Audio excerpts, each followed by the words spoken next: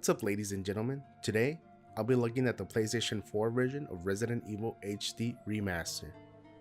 There's been a lot of buzz around the Resident Evil 2 remake, so I thought I would jump into the series and check out the original. The Resident Evil franchise is beloved by many people who play video games. It is often given credit for pushing the survivor horror genre forward.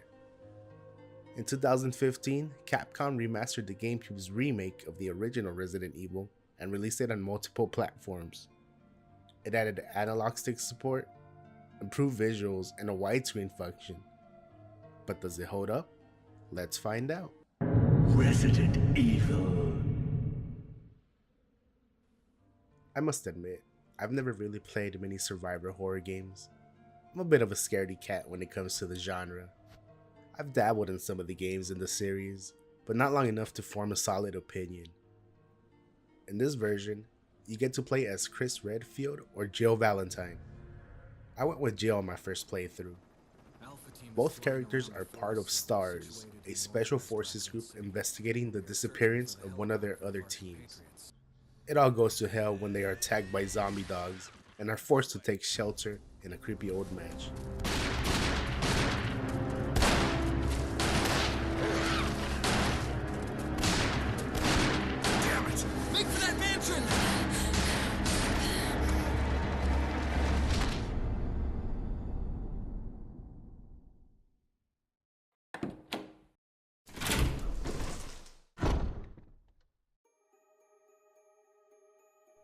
I have to say, they nailed the atmosphere. Everything from the fixed camera angles, the lighting, and the ambient sound made me feel uneasy. It has a lot of quiet moments, but when that suspenseful music starts, you know something's about to go down.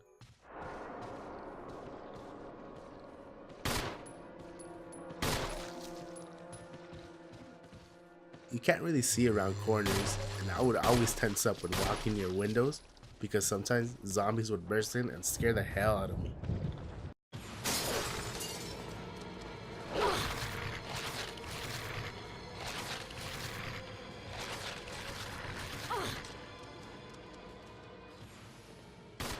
There's a variety of weapons in the game to deal with the undead. Shout out to the shotgun and the grenade launcher, always getting me out of a sticky situation. That is, if I had enough ammo. Resources can be scarce if mismanaged. The controls are kind of clunky, aiming is pretty stiff, but I feel it adds to the tension when trying to fend off enemies. You'll encounter slow-moving zombies in the beginning, but as you progress, enemies get stronger and faster. Nothing like a Battletoad charging full speed towards you. Pretty terrifying.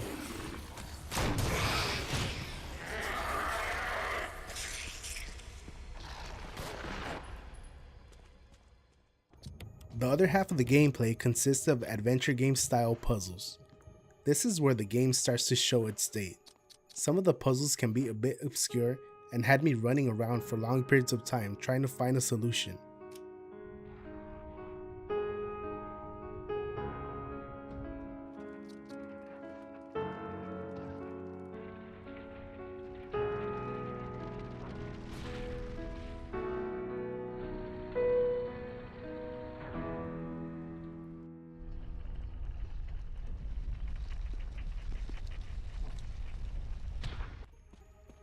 Inventory is very limited, especially if you play as Chris. There are several item boxes littered around where you can store items for later use. I always carried a weapon and healing item just in case. The rest of the slots were used to gather other items.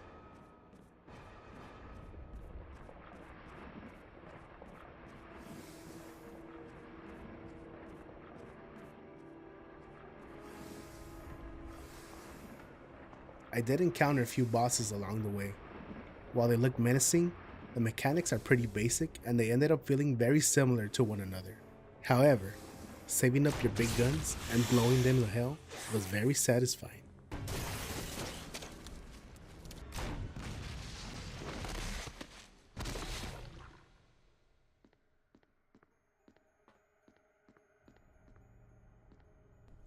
Most of the story beats are told through cutscenes. The writing and the voice acting is pretty cheesy, but I feel it gives it charm. Come to think of it, it's so bad that it's good is a common theme throughout the game. But we've got to find... What was that? Chris? No. There are also documents lying around that give a little bit of backstory. It was kind of cool reading about the horrible things that were going down in the mansion. Depending on who you pick in the beginning, each campaign has unique character interactions, cutscenes, and items that you'll get. With that being said, the bulk of the story for the most part remains the same.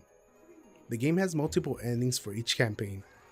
It all depends on the choices that can be made throughout the playthrough. Jill, you just get in contact with Brad. No! We can make it. Jill, ladies first. Chris! Would you let me have my moments too? All right. We'll rendezvous at the heliport.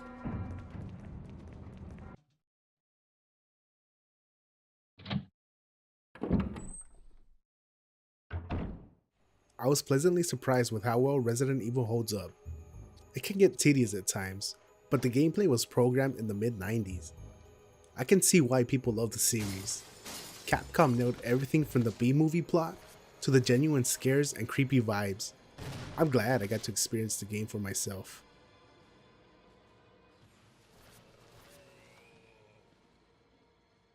Thank you for watching my first review. It was quite the learning experience. I'm doing this as a little side project for now. I'm planning more reviews and other video game related content on this channel.